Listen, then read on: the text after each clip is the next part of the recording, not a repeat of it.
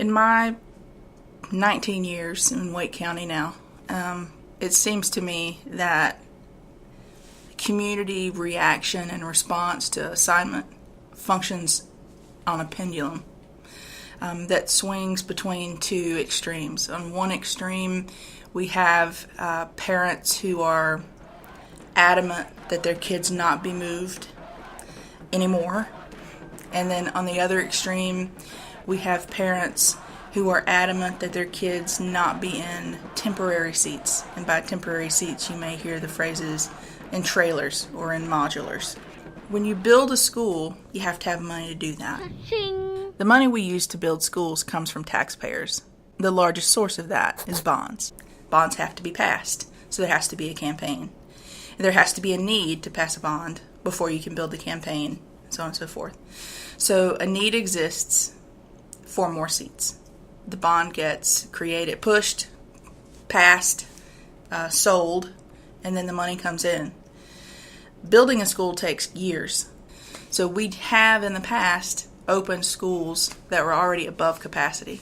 We've opened elementary schools, middle schools, high schools even, and the year that they open, they've needed modulars on campus to support a larger student body than the school was initially designed to hold.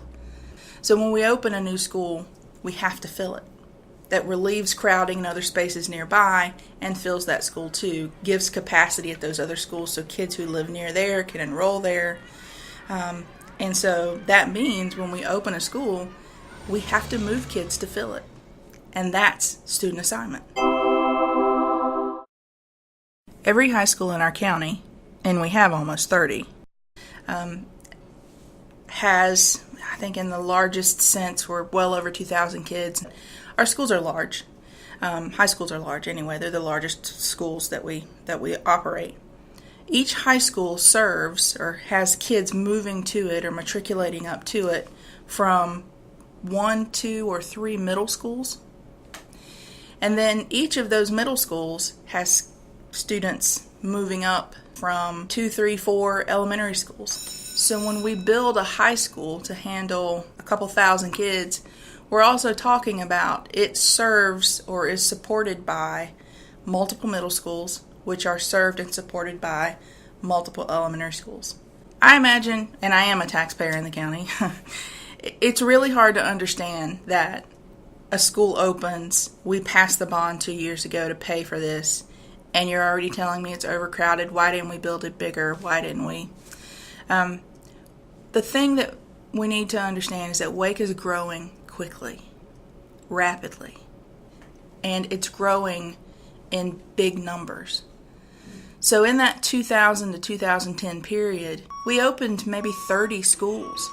Most of the districts in North Carolina, public school districts, don't have 30 schools.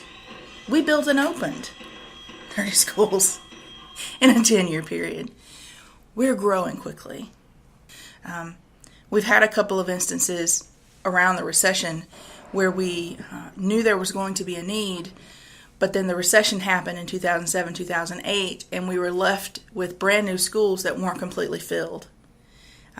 Lake Myra Elementary is a good example of that one. It's a great school. It sits in the middle of a neighborhood that was planned but did not make after the recession. So if you drive there today, you'll drive through the infrastructure for a neighborhood that doesn't exist yet. That neighborhood was on the books, was going to be built when we established the need for that school, when we passed the bond to pay for building that school, and then that neighborhood didn't get built. So we're sitting there with a school that has the capacity to hold more kids than it does. And that doesn't look good for anybody. Don't let your frustration sit and build up. Call the school system, ask a question, call the partnership, ask us. We want to help people understand why things happen the way they happen so that people can make informed decisions about supporting or not supporting something. We understand people are going to fall on all sides of an issue, but we want them to have the best, most clear, concise information that they can have when they do that. We serve that function.